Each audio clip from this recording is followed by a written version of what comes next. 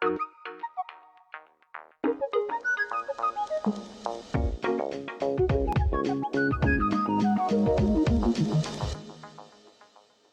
the technological revolution that is taking place is threatening us with a unique phenomenon.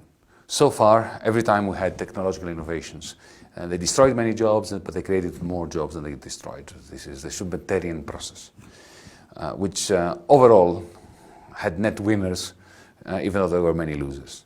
Now there is the first juncture since the 18th century when it is highly likely that technological innovation is going to destroy a lot more positions for wage labor than it will create, which I think puts us on a course of a major dilemma. There will be a juncture, and we'll have to choose, and we'll have to choose politically and democratically between a world in which the concentration of ownership over the newfangled means of production is going to lead to a stagnating capitalism with intense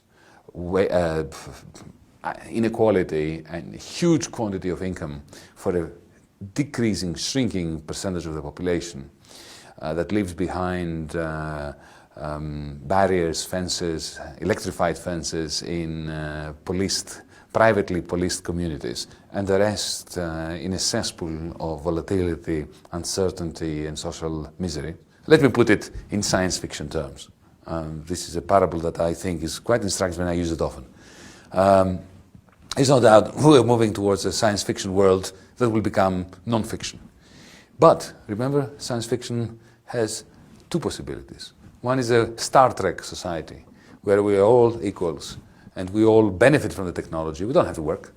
There's a hole in the wall. You go to it. You get anything you want from it. Nobody has been exploited. Nobody has worked for it. The machines do it for you. So the machinery, the technology, is humanity's servant. And then we can sit around and explore the universe. We can have philosophical discussions about the meaning of life, which is wonderful, right?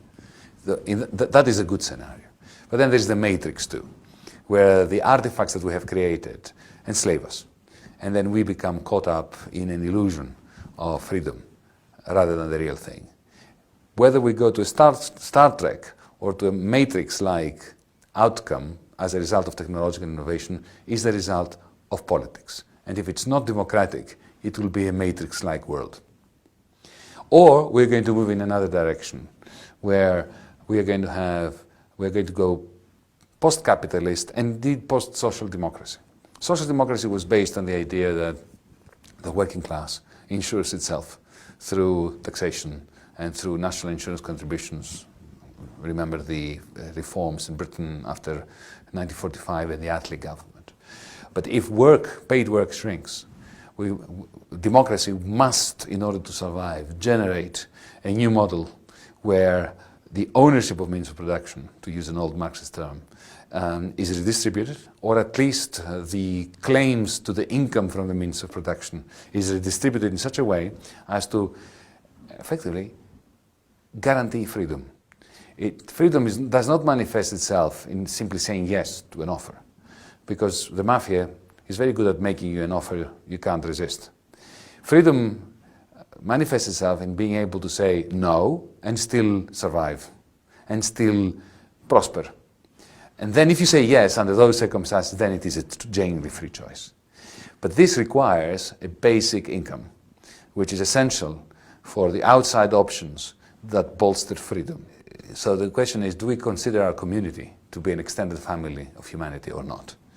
Whether this is going to happen through the state, or whether this will happen through a new social market, where, for instance, we all have capital that we inherit, not just by birth, but from a particular parent that has ownership of means of production, but simply be endowed with capital from society. And that capital is utilized in such a way that we are all guaranteed that which Paris Hilton is guaranteed. That is a trust fund that allows her, whatever silly things she does in her life, to have a good life. I'm not saying that we should all be Paris Hilton, but I believe that every child that gets born should have a minimum trust fund that allows that child to live in freedom, in dignity, and then to do what they can with their talents if they want more. You cannot ask a poor country in a Great Depression like Greece, to provide guaranteed minimum income when it can't even provide drugs for cancer patients. So a rich country like Switzerland has the great opportunity to try out this wonderful experiment. Vote yes.